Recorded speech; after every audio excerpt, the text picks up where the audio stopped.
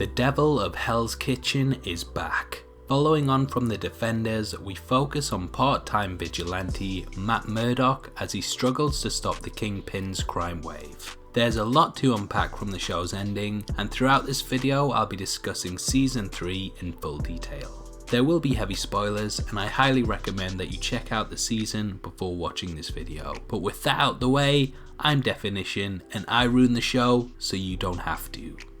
By the end of Season 3, Wilson Fisk has played New York and the justice system like pawns on a chessboard. Throughout the show, he manipulated the FBI, framed Daredevil, and exonerated himself in order to get safe return for his love, Vanessa, and reclaim his spot as the Kingpin of Crime. The plan culminates in a wedding, but with so many variables, they eventually go wrong and things unravel for the supervillain. Initially, Fisk marked out FBI agent Ray Nadeem as an easy target that he could use to remove Vanessa from being prosecuted. Ray was in over his head with crippling debts due to Fisk cancelling his sister-in-law's chemotherapy, so he was forced to pay for the costs himself. Fisk perfectly manipulates the character throughout Season 3 and feeds him information so that he quickly rises through the ranks of the FBI. This gives him a pawn at the top. By the time Daredevil confronts Ray with the evidence that he is being used, it is too late and Ray is in too deep.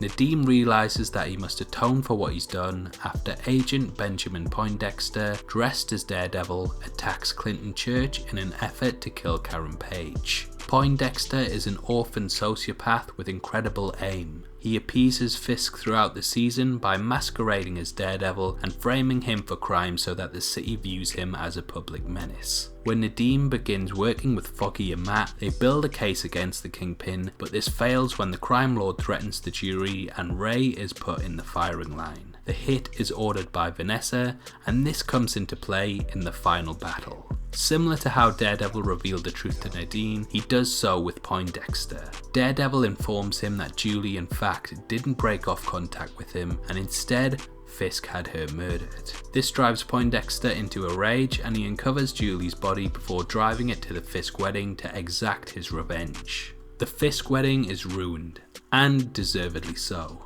After Nadeem's dying words are played across multiple cell phones, both Daredevil and Poindexter show up to exact their revenge. The battle between the three is bloody and brutal and concludes with Poindexter getting paralysed. Leaving just Matt and Fisk to face off against each other, the showdown between the two ends in a highly unorthodox fashion. Matt was determined to kill Fisk when arriving at the hotel, however, due to Nadeem's dying words, he now realises that he has enough evidence to send both the Kingpin and Vanessa away for the rest of their lives. Even though Fisk knows Daredevil's true identity, the two strike a deal that will keep the secret safe. Fisk will go to jail as long as Vanessa is safe, so he takes the blame for the crimes. Matt agrees to these terms and the two even shake hands. It's a smart move that allows Matt to not become a murderer whilst also allowing to keep his secret safe due to the fact that he could always expose Vanessa if he was ever compromised. Matt,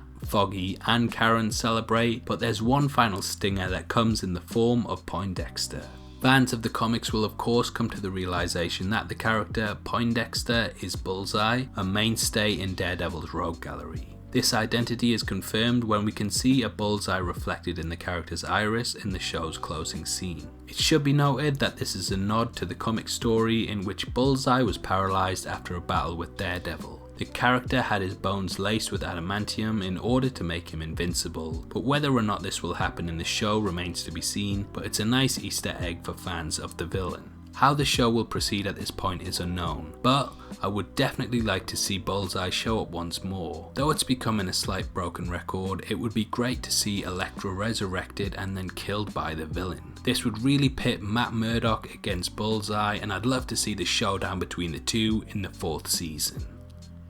So, what did you think of Daredevil Season 3? How do you think the storyline will go in Season 4?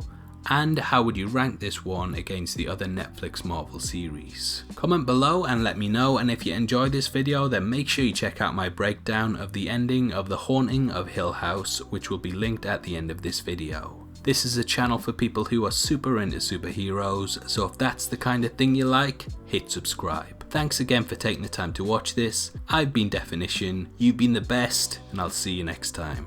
Take care, peace.